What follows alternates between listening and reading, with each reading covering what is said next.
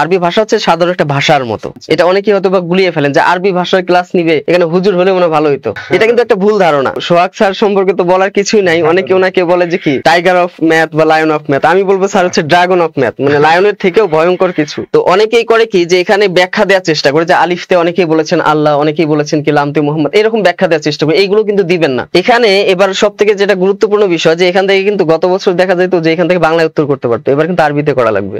18তম শিক্ষক নিবন্ধন লিখিত পরীক্ষায় কিভাবে প্রস্তুতি নেবেন এবং বিদ্যাবাড়ি আপনাদেরকে কিভাবে প্রস্তুতি নিতে সাহায্য করবে সেইগুলো বিষয় নিয়ে আজকে কথা বলবো। আমার সাথে আছেন শ্রদ্ধেয় ওশান স্যার। স্যার কেমন আছেন স্যার? জি আসসালামু আলাইকুম। জি স্যার ভালো আছি। আচ্ছা, আপনি ভালো আছেন তো নাকি? আছি আলহামদুলিল্লাহ ভালো আছি। আমি তো ম্যাথ বিষয়ে কথা বলবো। তো ওশান স্যার হচ্ছে আমাদের যে এনটিআরসি লিখিত রিটেন পরীক্ষা, তো এইগুলো অনেকগুলো সাবজেক্ট নিচ্ছে। উনি হচ্ছে ঢাকা ইউনিভার্সিটি থেকে পড়াশোনা করেছে। ও খুবই কি বলবো, খুবই মেরিটোরিয়াস স্টুডেন্ট এবং সে বিদ্যাবাড়ি আমাদের সাথেই আছেন, আমাদের ফ্যাকাল্টি, আমাদের টিচার। তো উনি একসাথে ট্রিমান্ডাসলি খুবই সুন্দরভাবে 3টা বা 4টা সাবজেক্ট নিচ্ছে এবং সেগুলো ফিডব্যাক খুবই মাশাআল্লাহ খুবই ভালো আসছে। তো স্যার একটু বলবেন আপনি কি কি সাবজেক্টগুলো নিচ্ছেন এবং আজকে কি নিয়ে কথা বলবেন? আচ্ছা, তো আমি এখানে হচ্ছে আরবি সহকারী মৌলভী এবং কলেজ যে প্রভাষক, আচ্ছা আচ্ছা, এটাতে আছি। ইসলাম শিক্ষা স্কুল পর্যায়ে সহকারী শিক্ষক ধর্ম এবং কলেজ পর্যায়ে হচ্ছে প্রভাষক। আর আছে হচ্ছে ইসলামের ইতিহাস ও সংস্কৃতি কলেজ পর্যায়ে এবং সামাজিক বিজ্ঞানের যে 7টা সাবজেক্ট মিলে যে সম্মিলিত, ওখানে যে ইসলামের ইতিহাস যে অংশটুকু আছে সেই অংশটুকু স্কুল পর্যায়ে ওটা চেষ্টা করব। আচ্ছা মাশাআল্লাহ। তো স্যার আজকে কি বিষয় নিয়ে কথা বলবো? আজকে নিব হচ্ছে আরবি স্কুল ও কলেজ পর্যায়ে। ওকে, আমি গণিত বিষয় নিয়ে কথা বলবো। এর আগেও লাইভে আসছিলাম, গণিত বিষয় নিয়ে কথা বলছিলাম। তাই মূলত আপনি ফোকাস, আপনি বেশি বেশি করে কথা বলবেন এবং আপনি এই যে আরবি বিষয় নিয়ে কথা বলবেন, কারণ আমার গণিতের তো কোনো তেমন কিছু না, যা সিলেবাসটা দিয়ে হবে এক সময়। তো স্যার তাহলে আরবি বিষয় নিয়ে একটু কথা বলেন যে আচ্ছা আমাদের তো অলরেডি একটা ব্যাচ রান হয়ে গেছে। হ্যাঁ, একটা না দুইটা ব্যাচ ছিল। জি জি জি, মানে প্রত্যেকটা সাবজেক্টের দুইটা ব্যাচ রান হয়েছে। জি, তো যাই ওইগুলো ক্লাসগুলো নিচ্ছেন। আমরা তো সবাই জানি যে কোন স্যার কিরকম ক্লাস নেয়। তো বিদ্যাবাড়ির সবগুলো টিচার মাশাআল্লাহ খুবই ভালো ক্লাস নেয় এবং আমরা যে লিখিত পরীক্ষার যে প্রিপারেশন নিয়ে হচ্ছে বা টিচারে ক্লাস নিচ্ছি লিখিত পরীক্ষা এনটিআরসি, এটা হচ্ছে বাংলাদেশে এই বিদ্যাবাড়ি প্রথম যেভাবে অনলাইন ভিত্তিক যে এনটিআরসি যেটা রিটেন প্রিপারেশন নিয়ে হচ্ছে। তো যাই হোক আমাদের রেসপন্স খুবই ভালো ছিল। আর টিচারদেরও খুবই মাশাআল্লাহ খুবই ভালো করে, মানে হচ্ছে পরিশ্রম করে এবং ক্লাসে অনেক ভালো দেয়, মানে হচ্ছে কি বলবো ফিডব্যাক দেয় স্টুডেন্টরা। তো যাই হোক স্যার আমাকে বলবেন যে আরবির জন্য যে 1 নাম্বার 2 নাম্বার ব্যাচ আছে ওটা আপনি নিচ্ছেন, তো ফিডব্যাক মাশাআল্লাহ খুব ভালো পেয়েছি আমরা। তো আপনারা আমাকে জানাবেন যে ওইগুলো ক্লাসগুলো কিভাবে নিচ্ছেন, স্টুডেন্টরা কি নোট করে দিচ্ছেন নাকি শুধু পিডিএফ নিয়ে বুঝাই দিচ্ছেন, ওরা নিজেরা নোট করেছে নাকি আপনি কিছু করছেন স্যার, এইগুলো একটু কথা। তো আপনারা তো সকলেই জানেন যে নতুন সিলেবাস হয়েছে এবার। তো নতুন সিলেবাসে দেখা যাচ্ছে যে অনেক কিছু পরিবর্তন আসছে। যেমন আরবিতে গত বছর দেখা যেত যে 20 নাম্বার বা 25 নাম্বার আরবিতে লেখা লাগতো, এবার কিন্তু দেখা যায় আরবিতে 60 নাম্বার লিখতে হবে, আরবিতেই লিখতে হবে এবং এই বইগুলো কিন্তু এখনো বাজারে আসেনি এভাবে। আচ্ছা আচ্ছা, বাজারে পাওয়া যাচ্ছে। আচ্ছা, এটা চেঞ্জ হয়ে গেছে, অনেক টপিক চেঞ্জ হয়ে গেছে, অনেক কিছুই চেঞ্জ হয়ে গেছে। তো সেই ক্ষেত্রে হ্যাঁ অবশ্যই পরিশ্রম করতে হয়। সেক্ষেত্রে আমি যেটা কাজ করি যে আমার অলরেডি ক্লাসগুলোতে কিন্তু যে আরবি থেকে যে প্রশ্ন উত্তর করতে হয়, আরবিতে করতে হয়, সেগুলো কিন্তু আমার ক্লাস আমি শুরু করে দিয়েছি অলরেডি। অনেক কয়েকটা লেকচার হয়ে গেছে আমার ব্যাচে। তো যে বিষয়টা হচ্ছে যে আমি আপনাদেরকে, মানে আপনাদের কারো যদি বই নাও থাকে তাকে যেন টেনশন করতে না হয় যে আমার বই নাই আমি কি পড়বো। তো আমি সেটা হ্যান্ড নোট দিচ্ছি, সেটাকে আবার ইমেজ আকারে দিচ্ছি, পিডিএফ দিচ্ছি, আবার পিডিএফ লিংকের মাধ্যমে দিচ্ছি, মানে ওই যে করে পিডিএফ ওরা ডাউনলোড করে নিতে পারে। আচ্ছা মাশাআল্লাহ, খুব তারপরে ফটোকপি করেও নিতে পারে। আচ্ছা মাশাআল্লাহ খুবই সুন্দর। মানে স্যার যে ক্লাসগুলো নিচ্ছে সেই ক্লাসগুলো হচ্ছে আপনাদেরকে আমাদের যে সিক্রেট গ্রুপ আছে গ্রুপে ওখানে পিডিএফ করে এমন ভাবে দেয় যে আপনি ডাউনলোড করতে পারবেন, ওটা আপনাদের একদম মানে সারা জীবনের জন্য মানে থেকে যাবে। এবং ইভেন যদি আপনার টিচার হয়ে যান তাহলে আপনারও স্টুডেন্টদেরকে ওইভাবে পড়াতে পারবেন। হ্যাঁ, মানে এমন ভাবে, মানে স্যার যেভাবে পরিশ্রম করে, আমি তো স্যারের রুমে যাই দেখি যে স্যার মানে মানে গবেষণামূলক স্টাডি এরকম। আর লেখাটা মাস্টার সুন্দর, ইনি কিন্তু মানে খুবই, মানে ইনি আরবিতে কথা বলতে পারে। হ্যাঁ, আরবিতে কথা বলতে পারে। তা আমাদের যে টিচাররা যখন মহা সমারোহ হয় তখন তো আপনি অনেক আরবিতে কথা বলছিলেন, স্যারের সাথে ছিল। তো এখন স্যার আপনি একটু করবো আরবি স্কুল এবং কলেজ পর্যায়ে সিলেবাসটা একটু দেখে দিবেন কি? অবশ্যই। তো আচ্ছা এখানে থাকতে পারে, এখানে বলতে এখানে আছে। আচ্ছা ওকে, তো এখানে আমি শুরুতেই যদি আসি যে আপনারা যারা সহকারী মৌলভী যারা আছেন আরবিতে সহকারী মৌলভী, তো তাদের দেখা যায় আল কোরআনের কিছু অংশ আছে, কিছু সূরা আছে, 4টা সূরা আছে, তো এখান থেকে অনুবাদ করতে হয়। ঠিক আছে, তো অনুবাদে দেখা যাচ্ছে যে অনুবাদ করতে গিয়ে আমরা সকলেই অনুবাদ করি, অনুবাদে দেখা যাচ্ছে যে 5 নম্বর আছে, অনেকেই সেখানে অনুবাদ কিন্তু করতেছে 3 নম্বর পাচ্ছে, আবার অনেকে 5-এ 5 পাচ্ছে, 4.5 পাচ্ছে।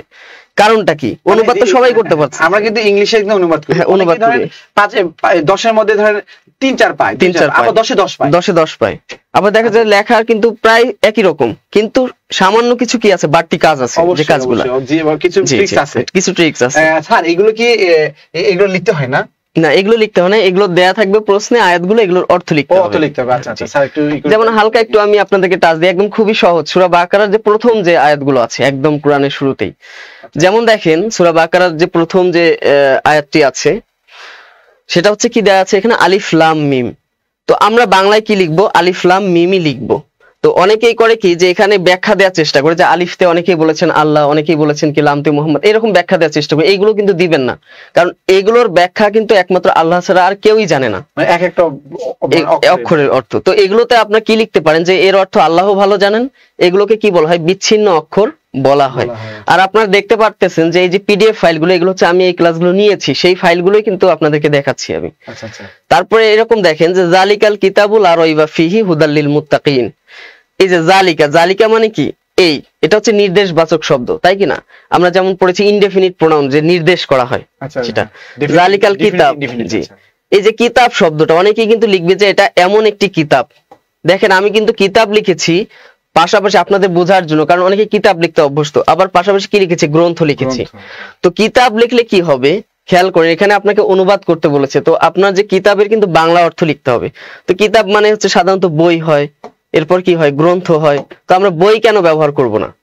স্যার খেয়াল করেন যে বই যদি আমরা বলি, তাহলে বই বলতে নির্দিষ্ট একটা টপিক নিয়ে হয়, Bangla English, Bangla English math, বা যে কোনো একটা গল্প থাকতে পারে, কবিতা থাকতে পারে। কিন্তু যখন আমি গ্রন্থ বলবো, সেই গ্রন্থের মধ্যে কিন্তু কি থাকে, অনেকগুলো বিষয়কে নিয়ে যখন আলোচনা করা হয় তখন সেটাকে কিন্তু গ্রন্থ বলা হয়। অনেক অনেক মানে অবশ্যই বিশাল, হ্যাঁ বিশাল। তো সেই ক্ষেত্রে আমরা কি ব্যবহার করবো? যে গ্রন্থ, এটা এমন একটি গ্রন্থ যে লা রাইবা ফিহি, লা মানে কি? না, এটা না বাচক শব্দ, তাই কি না? রাইবুন মানে হচ্ছে সন্দেহ, ফি মানে কি?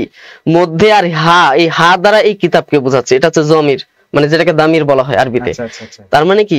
এটা হচ্ছে এমন কিতাব যে যেখানে কোনো সন্দেহ নাই। হুদান, হুদাল লিল মুত্তাকিন। এখন হুদা অনেকেই কিন্তু অর্থ লিখবে, এই যে কম মার্ক পায় কি জন্য, যে হেদায়েত স্বরূপ। আচ্ছা হেদায়েত, এই হুদাটা তো হচ্ছে বাংলা শব্দ, হেদায়েতটা কি মানে সরি আরবি শব্দ। তো হেদায়েত না লিখে লিখবো কি আমরা, যে পথ প্রদর্শক। কি লিখবো? পথ প্রদর্শক। যদি আমরা এটা হিদায়াত লিখি, ব্র্যাকেটে লিখে দেবো পথ প্রদর্শক, মানে এটা হিদায়াত লিখে ব্র্যাকেটে পথ প্রদর্শক। এগুলো হচ্ছে কি ভালো নাম্বার পাওয়ার জন্য। জানি না, জানতাম। এখন দেখেন যে লিল, লা দ্বারা কি জন্য, এটা বোঝাচ্ছে লিল মুত্তাকিন। আমরা অনেকেই লিখবো যে মুত্তাকিদের জন্য, কিন্তু মুত্তাকি শব্দটা তো হচ্ছে আরবি শব্দ, এটার আপনাকে অনুবাদ করতে বলছে, আপনাকে কি আরবিতে ওইটাকে বাংলায় লিখতে বলেনি।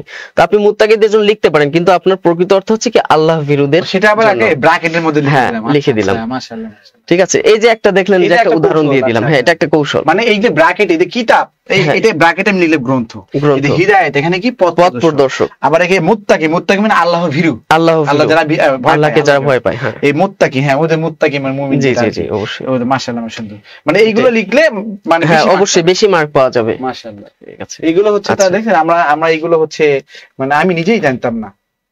জানতাম। জি জি। তাহলে আলিফ লাম মিম, এইগুলো হচ্ছে কি, এটা এই যে এটার হচ্ছে অনুবাদ। হ্যাঁ, এটার অনুবাদ হচ্ছে কিতাব বা এটা গ্রন্থ, এর মধ্যে কোনো সন্দেহ নয় যে হিদায়াত পথ প্রদর্শক, সে মুত্তাকিদের জন্য, মানে আল্লাহর ভীরুদের জন্য।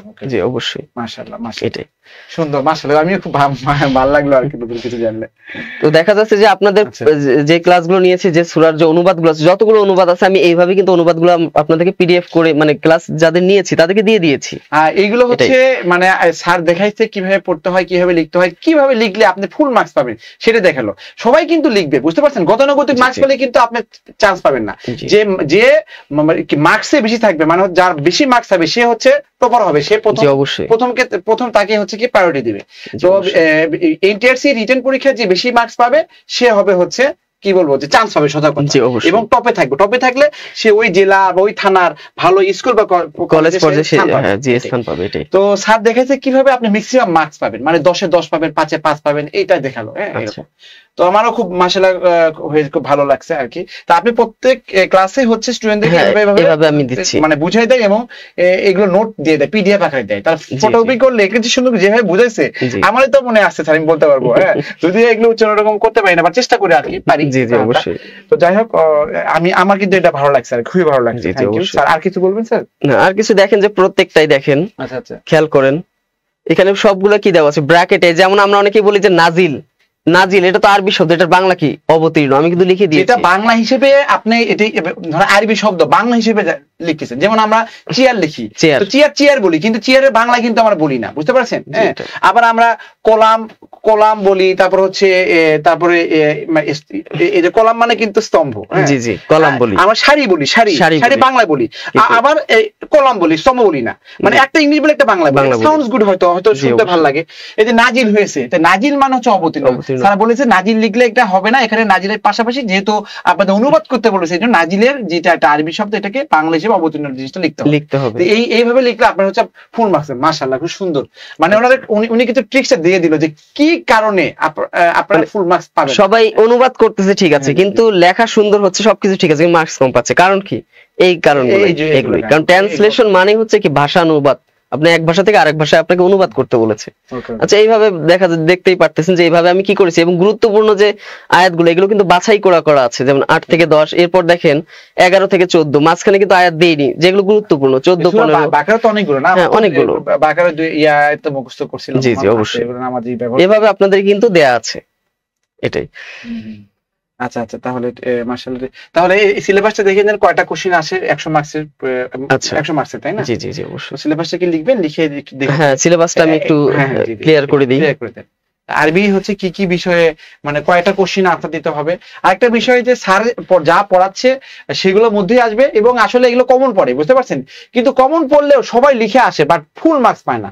স্যার কি করছে, স্যার দেখাইছে যে কিভাবে আপনারা ম্যাক্সিমাম মার্কস ক্যারি করতে পারবেন, সেই ট্রিক্স গুলো স্যার দেখাইছে। স্যার এখন সিলেবাসটা দেখাবেন। ওকে। আরেকটা হচ্ছে যে সহকারী মৌলভী, যেটা সহকারী মৌলভী। আচ্ছা। তাই কিনা, সহকারী মৌলভী, যেটা সহকারী মৌলভী, তাই কিনা। এই সহকারী মৌলভীতে সাধারণত 5টা ভাগ আছে আর কি। আপনাদের যে ভাগগুলো আছে 5টা ভাগ এখানে রয়েছে, 5টা বা 6টা যাই হোক না কেন। তো এখানে প্রথমে দেখা যায় যে আল কুরআন, আল কুরআন, এখানে 15 মার্কস থাকবে, 15 নম্বর থাকবে টোটাল। এটাকে চ্যাপ্টার না? হ্যাঁ, এটা একটা মানে অংশ। আছে। জি, জি, এখানে অনেকগুলো আছে, আল কুরআন আছে, হাদিস আছে, এর মধ্যে অনেকগুলো পার্ট আছে। যেমন এখানে 1 নম্বর হচ্ছে অনুবাদ আসবে, অনুবাদ 2টা থাকবে, 2টা থেকে যে কোনো একটা দিতে হবে। আচ্ছা আচ্ছা আচ্ছা। এরপর কি আসবে, সংক্ষিপ্ত প্রশ্ন থাকবে, সংক্ষিপ্ত প্রশ্ন। 15 মার্কসের? জি, 15 মার্কসের ভিতর ওই অনুবাদ সংশ্লিষ্ট সংক্ষিপ্ত প্রশ্ন থাকবে। এখানে দিতে হবে কয়টা? 2টা দিতে হবে। এরপর এবার যেটা নতুন অ্যাড করেছে, যেমন গত সিলেবাসে ছিল না, তাহকিক করতে হবে। তাহকিক মানে একটা শব্দের বিশ্লেষণ করতে হবে। মানে আরবিতে দেখা যায় যে একটা শব্দ কোথা থেকে আসছে, কার ওজনে এসেছে, ওটার মূল অক্ষর কি, উৎস কি, কি হ্যাঁ কি জন্য, এটার অর্থ কি, এই ধরনের কিছু ব্যাখ্যা আছে। যেমন এখানে তাহকিক। এবার কিন্তু শানে নজরুলের মতো নাকি? না, এটা শানে নজরুল না, এটা যেমন ব্যাখ্যা। আচ্ছা, মানে একটা ব্যাখ্যা কি, ওই শব্দটার মূল অক্ষর কি। জি, জি, অবশ্যই। মানে কি জন্য হইছে, কি জন্য আসছে। যেমন আপনাদের যে কম্পিটিশন বলি আমরা, কিন্তু কম্পিটিশনের মূল শব্দটা কি ছিল?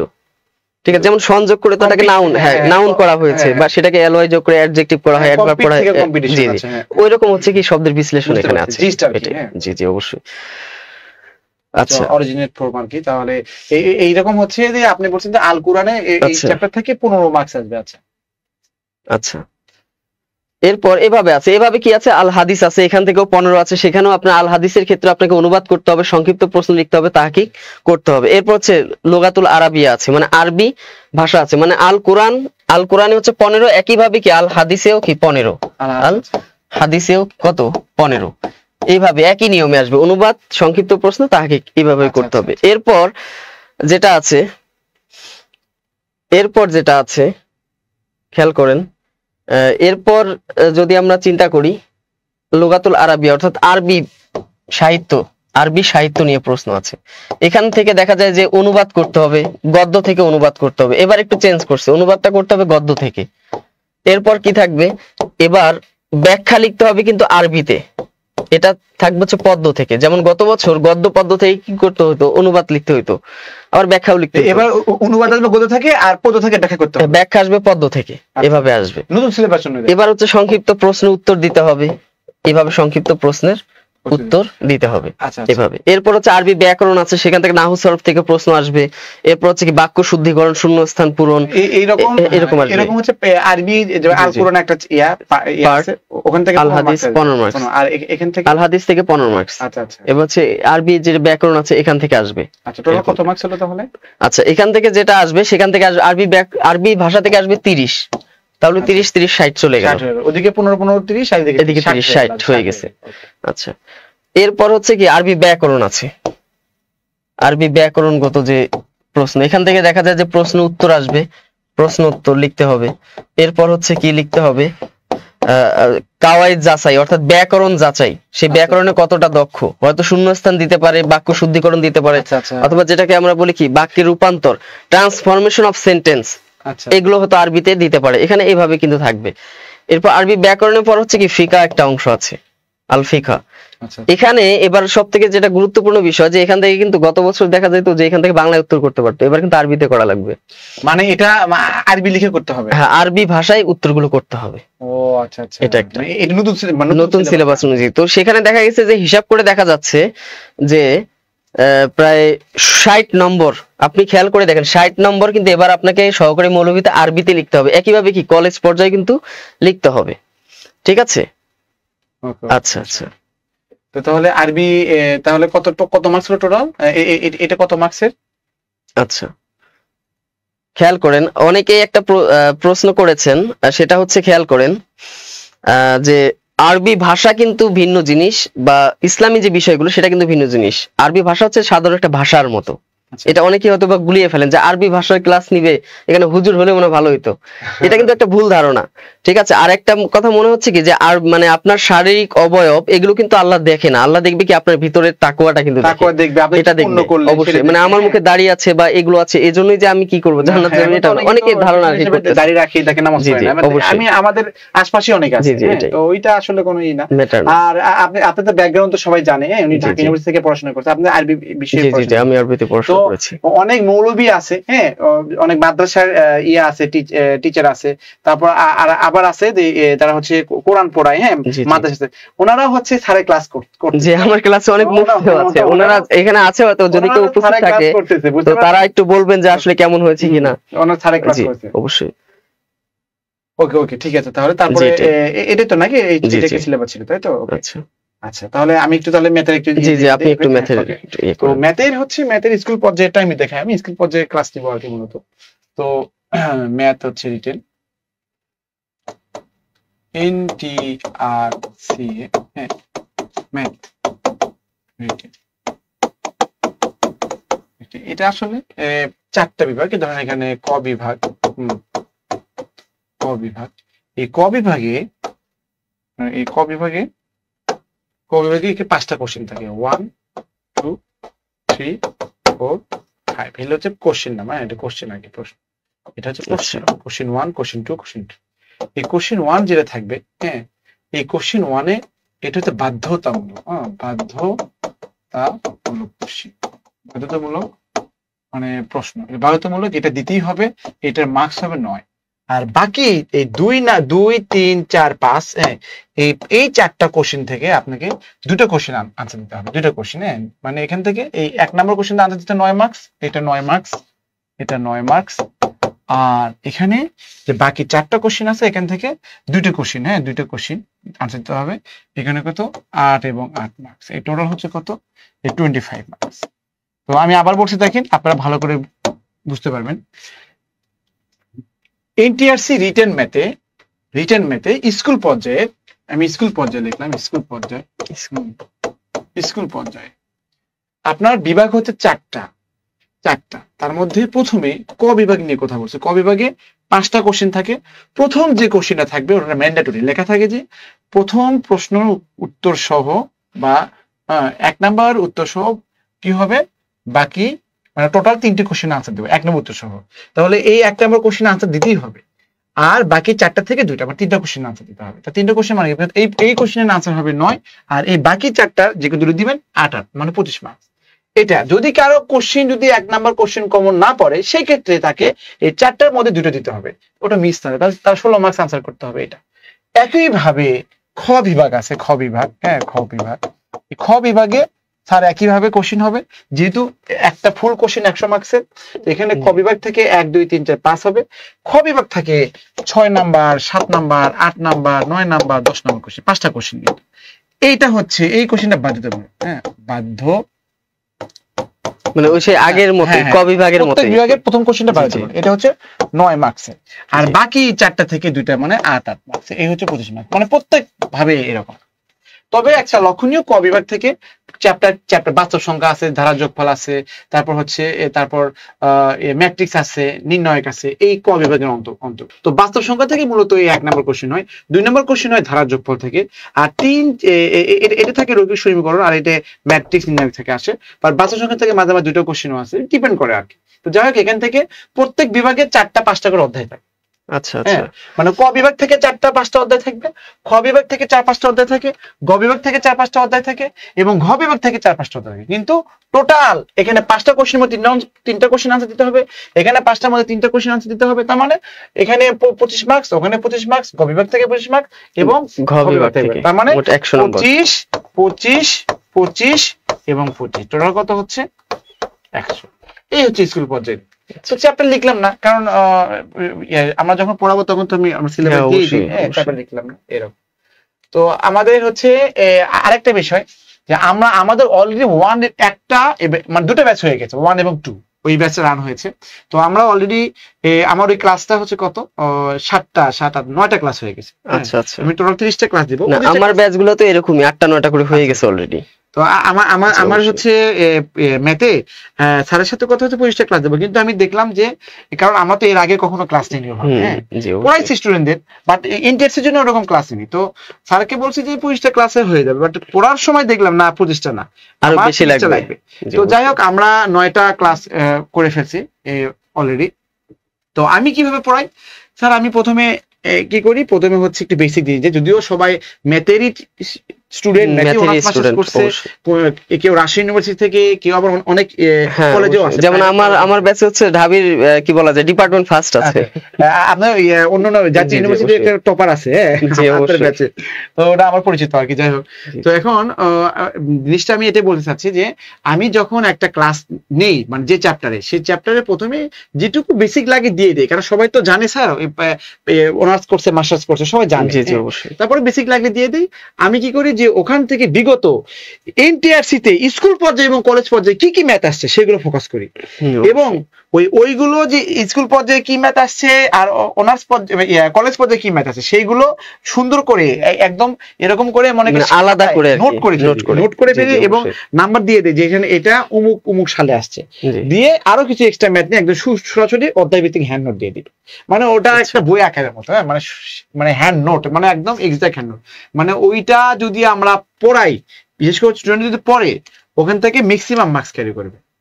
মানে 100 মার্কসের মধ্যে ম্যাথে তো কমন পড়ে অনেক, 100 মার্কের মধ্যে ওরা যদি আগে থেকে ম্যাথ ভালো পারে এবং আমার হ্যান্ড নোট পড়ে, এবং সাথে যদি 2-1টা কোশ্চেন যদি এদিক থেকে আলোচনা করে বা নিজে নোট করে পড়ে, তাহলে সে 100তে 100 কমন পড়বে। তার মানে সে 90 মার্কসের মতো ক্যারি করবে। 90 মার্কস ক্যারি করলে কিন্তু ও টপার হবে, বুঝতে পারছেন? 90 মার্কস ক্যারি করলে। আচ্ছা, এখানে প্রশ্ন করছে না, এখন যারা ভর্তি হবে তারা ওই 9টা না, এখন যারা ভর্তি তারা নতুন করে ক্লাস হবে, নতুন করে ব্যাচ আর কি, নতুন করে অলরেডি আমাদের রান হয়ে গেছে 3 নাম্বার ব্যাচ যেটা। ওকে, এই হচ্ছে আমার ম্যাথেই ছিল যে আমি আগে বলছি যে আমি প্রত্যেকটা অধ্যায়ের আলাদা আলাদা হ্যান্ড নোট প্রদান করি, যেটা পিডিএফ আকারে, স্যার বলছে পিডিএফ আকারে আমি দেই, ওইটা আপনারা ডাউনলোড করতে পারবেন, এবং ওটা একদম বিভিন্ন বই থেকে রিসার্চ করে নিজের মতো করে ম্যাথের সলিউশন দিই ব্যাখ্যা সহ। কারণ ম্যাথের স্যার একটা বিষয় কি জানেন, ম্যাথে যে এক লাইন দেওয়া আছে বিভিন্ন বইয়ে, বাজারে যেগুলো দিক দর্শন বলে, যে কোনো বই, তিতাস বলেন, যে কোনো বই বলেন, অনার্সের বই বলেন, একটা লাইনে পরে আরেকটা লাইন অনেক টাফ হয়ে যায়। অবশ্যই কোশ্চেন করে, স্যার এটা কিভাবে বলে, অনার্সের স্টুডেন্টে কোশ্চেন করে, স্যার লাইন বুঝি নাই। আমি কিন্তু ওইগুলো ভেঙে ভেঙে মানে শীট গুলোতে লিখে দিচ্ছি, কারণ অবশ্যই ওই নোট পেলেই স্টুডেন্টরা মানে বলবে না স্যার এটা এই লাইন বুঝি নাই, মানে এমন ভাবে বলে দিচ্ছে আর কি। জি সাইডে আমার নোট করে দিচ্ছি যে এই কারণে হয়েছে, এইভাবে আমি করে দিচ্ছি। তো এ পর্যন্ত কোনো ফিডব্যাক খারাপ আসেনি আলহামদুলিল্লাহ। না না, আপনার ফিডব্যাক তো ভালো, যেহেতু আমি গ্রুপে নিয়মিত দেখি, সবগুলো গ্রুপে যাওয়া হয়, তো স্যারের ফিডব্যাক মাশাআল্লাহ অনেক ভালো। আচ্ছা, আপনাদের হচ্ছে মানে 1 উইকের মধ্যে 1 উইকের মধ্যে আশা করি রেজাল্ট দিয়ে দিবে। হ্যাঁ 1 উইকে আশা করি হয়ে যাবে। আর রিটেনটা হচ্ছে জুলাই মাসে আর কি, হ্যাঁ এটা আমরা ধারণা করছি আর কি। প্রিলি রেজাল্ট এটা 1 উইক এর মধ্যে দিবে, এটা এক্সপেক্টেড আর কি। হ্যাঁ আমরা আশা করছি, এক্সপেক্টেড মানে এটা আশা করছি যে আপনারা অনেকে বলছে কবে রেজাল্ট দিবে, আসলে 27 তারিখ বা 28 তারিখ দেওয়ার কথা কোনো করে দেয়, কারণ এটা তো মানে বিশাল, তাই না? বিশাল, অনেক। হ্যাঁ তো এটা আরেকটা বিষয় কি জানেন, যে এনটিআরসি রিটেন যে ভালো করবে, হ্যাঁ কারণ মানে এবার এত লোক নিবে, মানে ওইরকম মানে টিচারই পাবে না, মানে অবশ্যই পদ শূন্য থাকবে, মানে শূন্য থাকবে। আমি যারা পাস করবে তাদের চাকরি নিশ্চিত। যেমন আমি বলি, আরবিতে কলেজের প্রভাষক লেকচারার গত সপ্তদশে যে নিবন্ধন হয়েছিল, সেই সার্কুলারে দেখলাম বা গণবিজ্ঞপ্তিতে দেখলাম 2500 সিট ফাঁকা। মানে দেখেন দেশে এত দেখেন যে কি বলা, যে মুফতি আছে, কামিল ফাজ আছে, বা বিভিন্ন সাইট থেকে পড়াশোনা করতেছে, হাদিস থেকে পড়তেছে, তাফসির বা বিভিন্ন ইয়ে থেকে পড়তেছে, ফিকা থেকে, এরপরও এতগুলো পোস্ট ফাঁকা। তার মানে কি পারতেছে, কিন্তু এক্সাক্ট যেরকম হওয়া দরকার ছিল বা পরীক্ষা যেভাবে দেওয়া উচিত ছিল সেভাবে হয়তো আমরা পারিনি। তো আশা করছি এবার বিদ্যাবাড়ির ওসিলায় হ্যাঁ সবাই খুব ভালো প্রিপারেশন নিবে, এবং যারা ভর্তি হবে তারা অবশ্যই ভালো প্রিপারেশন হবে ইনশাল্লাহ। আপনারা পরীক্ষা আসলে যদি আমাদের ইনস্ট্রাকশন অনুযায়ী পড়েন ইনশাল্লাহ ভালো মার্কস ক্যারি করবেন, এবং এনটিআরসি তে আপনার ভালো একটা কলেজে জব হয়ে যাবে ইনশাল্লাহ। দেখেন যে ওই কলেজটা যদি সরকারি হয়ে যেত, ভালো কলেজে হতো, সরকারি হতে তো কতক্ষণ বলেন, এখন সরকারি মানুষ হয়ে গেল আর কি, গভর্নমেন্ট মানুষ। আরেকটা বিষয়, আপনি কি মনে করেন যে এনটিআরসি যে জবগুলো আমার কাছে খুব ভালো লাগে, এগুলো কিন্তু বেটার দেন প্রাইমারি? হ্যাঁ প্রাইমারি থেকে বেটার। তো এটা অনেকেই প্রাইমারি পরীক্ষা দিয়ে কোনো কারণে হয়তো টিকে না, হয়তো প্রিপারেশন এরকম ছিল না, অথবা ছিল কোনো কারণে ভাগ্য হয় নাই, তারা মন খারাপ করার দরকার নাই, এনটিআরসি ট্রাই করেন, তাই না? জি অবশ্যই এনটিআরসি ট্রাই করুক, তাহলে নিজে এলাকায় থাকতে পারবে, অনেক সুবিধা আছে সব দিক দিয়ে। আচ্ছা আর একটু দেখাই, আমার আরেকটু দেখাবো, সেটা হচ্ছে কি আপনার খেয়াল করেন, এই যে অনেকেই দেখেন যারা এখানে আছেন আরবি কলেজ পর্যায়ে যারা আছেন, তারা তো দেখা যাচ্ছে এখনো বই কিন্তু বের হয়নি, আপনাদের সিলেবাস দিয়ে দিয়েছে, তাই কিনা? কিতাবুল বইউ থেকে একটা অধ্যায় আমি নিয়েছি, ওখান থেকে কিছু আলোচনা, এই ক্লাসটা কিন্তু অলরেডি হয়ে গিয়েছে। তো দেখেন যে আপনাদেরকে কত সুন্দর করে কি করেছি, আমি কিন্তু সাজিয়ে দিয়েছি, ঠিক আছে? আপনাদেরকে কি করেছি, সুন্দর করে সাজিয়ে দিয়েছি, একদম সংক্ষেপে একদম সুন্দর করে কিন্তু আমি আপনাদেরকে এভাবেই সাজিয়ে দিব, তাই কিনা? যেমন এখান থেকে আমরা জানি, হ্যাঁ নোট আর কি, যেমন আপনারা যদি একটু খেয়াল করেন যে অধ্যায়গুলো এখানে আছে, আমি যদি একটু আলোচনা করি, তো শুরুতেই যেটা আছে এখানেও দেখবেন যে আল কুরআন, কলেজ পর্যায়ে আরবি কলেজ, আল কুরআন, এরপর কি আছে, আল হাদিস আছে, এরপর 3 নাম্বার যেটা আছে আল লুগা আল আরাবিয়া আছে, এরপর 4 নাম্বার কি আছে, কাওয়াইদুল আরাবিয়া আছে, তাই কিনা? কাওয়াইদুল আরাবিয়া, এরপর কি আছে 5 নাম্বার যেটা আল ফিকহ, তাই কিনা? আল ফিকহ। এবার মজার বিষয় হচ্ছে যে এর আগে কিন্তু ফিকার যে বিষয়গুলো ছিল সেগুলো কিন্তু বাংলায় লেখা লাগতো, এবার কিন্তু আপনাদেরকে আরবিতে লিখতে হবে, ঠিক আছে? আচ্ছা, তো এই বিষয়গুলো আমি এখন যে ক্লাসগুলো চলছে, যে আমি কোরআন শেষ করে দিয়েছি ওদের, কিন্তু মোটামুটি কোরআনের অধ্যায়টা শেষ করেছি, এরপর কি ধরেছি যে ফিকা যে আরবি, ওরা সবাই টেনশন ছিল যে কিভাবে লিখবো না লিখবো, এখনো কিন্তু বই এভাবে বাজে আসে, তারপরও এক্সপেকটেশন অনুযায়ী এটা আগে পড়ো, যেহেতু এদেরও প্রায় হচ্ছে 60 নম্বর কি করতে হবে, আরবিতে লিখতে হবে, তাই এরা অনেকে টেনশনে আছে যে কি করব না করব, যেহেতু আমাদের বেসিক এরকম না, স্টুডেন্টদের মানে এই অনুযায়ী স্যার এটা পড়াচ্ছে। জি অবশ্যই এভাবে।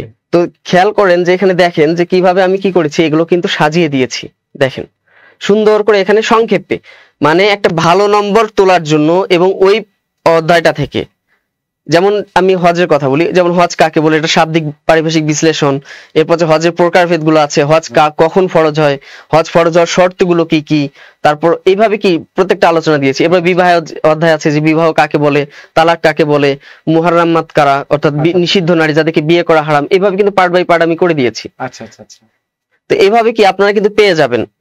এবং মজার বিষয় হচ্ছে যে পরবর্তী 3 নাম্বার ব্যাচে যারা ভর্তি হবে তাদের কিন্তু টেনশনই নাই, মানে তারা ক্লাস করবে, ক্লাস করার 10 মিনিট পরে রেডিমেড পাবে, কারণ এগুলো তো রেডি হচ্ছে। অর্থাৎ এখন যারা ক্লাস করতেছে এদের জন্য কি আমরা তৈরি করতেছি বা সবকিছু করতেছি, কিন্তু ওদের জন্য আরো সুবিধা হবে, ওরা সাথে সাথে পেয়ে যাবে। আমারও তাই তো, ওরা রেডিমেড পেয়ে মানে আগে কি পেয়ে যাবে, ক্লাস শুরু মানে ক্লাস যদি হবে তার একদিন আগে ওই পিডিএফটা দিয়ে দিব, মানে আগে থেকে দেখে নিল, জি মানে খুব ভালো হলো আর কি, এটা আর কি। আচ্ছা তো স্যার আর কিছু তাহলে আমরা শেষ করে দিই? হ্যাঁ শেষ করে দিই। তো thank you very much for your patient hearing and watching. তো ইনশাল্লাহ দেখেন স্যার যেভাবে, আমি আবার বলছি জিনিসটা বুঝাচ্ছি যে স্যার যেভাবে ক্লাস নিচ্ছে, স্যার প্রত্যেকটা ব্যাচে লেকচার ওয়াইজ সুন্দর করে হাতে লেখা শিট দিচ্ছে, পিডিএফ দিচ্ছে, এবং ওইটা আবার আমাদের পার্সোনাল গ্রুপে যেখান থেকে ক্লাস করা হয় সেই গ্রুপে দিয়ে দেয়, এবং প্রত্যেকটা ভিডিওগুলো ক্লাসের 1-2 ঘন্টা পরে ওটা আপলোড করা হয়, আপনার ইচ্ছে মতো ভিডিওগুলো দেখতে পাবেন যে ক্লাসটা, কিন্তু কোনো কারণে মিস করে সেটা আবার অবশ্যই দেখতে পারেন। অনেকে অনেক মেসেজ লিখেছেন, thank you very much, thank you. ওইগুলো আমরা করি নাই আর কি, ওরকম করতে পারি নাই। ওশান স্যার আমি আছি আপনার সাথে, কি নূরজাহান নিপা লিখেছেন, thank you very much, Ocean স্যারকে অনেক প্রশংসা করেছেন। রেজাল্ট অচিরে দিয়ে দিবে ইনশাল্লাহ। তো আপনারা যারা এনটিআরসি তে পিলি দিয়েছেন, ভালো দিয়েছেন, এখনো ভর্তি হন নাই, তাহলে দ্রুত ভর্তি হয়ে যান আপনার রেসপেক্টিভ সাবজেক্ট। যদি আপনি ম্যাথের হন ম্যাথে ভর্তি হয়ে যান, আরবিতে হলে আরবিতে হয়ে যান, আরো অন্যান্য সাবজেক্ট আছে ওইগুলোতে বিদ্যাবাড়ি প্রত্যেকটা বিষয়ে আলাদা আলাদা রিটেন বেস আছে। সাব্বিরা মমতাজ সুধা, থ্যাংক ইউ ভেরি মাচ, এত সুন্দর করে লিখছেন, মাশাআল্লাহ স্যার কত সুন্দর করে আরবিতে লিখছেন, থ্যাংক ইউ সুধা। ও ইয়ার ফ্রম কুষ্টিয়া, আমরা জানি ও আমাদের ব্যাংকের স্টুডেন্ট ছিল, আবার বিসিএস স্টুডেন্ট ছিল, আবার খুব ভালো, মানে সে লাইভে আমাদের অ্যাক্টিভিটি দেখে। যারা ক্লাস করবেন তারা এর থেকে সুন্দর লেখা দেখতে পারবেন আর কি, আশা করা যায় ইনশাআল্লাহ। অনেক কিছু আমি দেখেন ওশান স্যারের কাছ থেকে আমি অনেক কিছু শিখলাম, কিভাবে আরবি অনুবাদ করে, কিভাবে ভালো মার্কস পেতে হয়, কিভাবে ম্যাক্সিমাম মার্কস পেতে হয়, এই জিনিসগুলো। কারণ অনুবাদ করতে গেলে অনেকেই 10-এর মধ্যে 5 পায়, 6 পায়, কিন্তু 10-এ 10 পাওয়ার জন্য ট্রিক্স গুলো আমার এলে জানা ছিল না। হ্যাঁ, তো এই যে জেনে নিলাম। তো যাই হোক, এটাই হচ্ছে আপনার লেখার মধ্যে অবশ্যই মানে কন্ডিমেন্টস, মশলা থাকতে হবে। লেখা সুন্দর হলে যে আপনার মার্কস বেশি এমন কোনো কথা না, লেখার মধ্যে আপনার মশলা থাকতে হবে। আর এই মশলাগুলো কারা দিবে?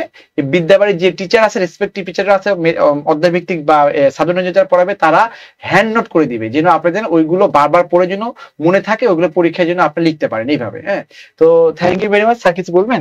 না, তো অনেকে আর কি জানতে চাইছে যে এখন কি ভর্তি হওয়া যাবে কিনা। অবশ্যই ভর্তি হতে পারবেন, অবশ্যই ভর্তি হওয়া যাবে। আমার লাইভ চলছে, আমরা অবশ্যই ভর্তি হবে। আপনারা আমাদের ভর্তি আমার যে নাম্বারগুলো আছে, নাম্বারগুলোতে হচ্ছে আপনারা অবশ্যই কি করবেন, হ্যাঁ দিবেন, কল দিবেন আর কি। আচ্ছা, ইয়ে করে দিই, কাজ করে নাই, হয়ে গেছে। আচ্ছা,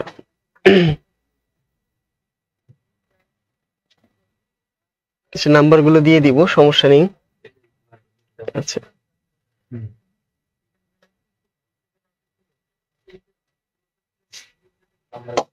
হ্যাঁ, এইগুলো নাম্বারে আপনারা হচ্ছে যোগাযোগ করবেন। যে কোনো সাবজেক্টে আপনারা করতে পারবেন, ভর্তি হতে পারবেন, এখানে কথা বলবেন ইনশাল্লাহ।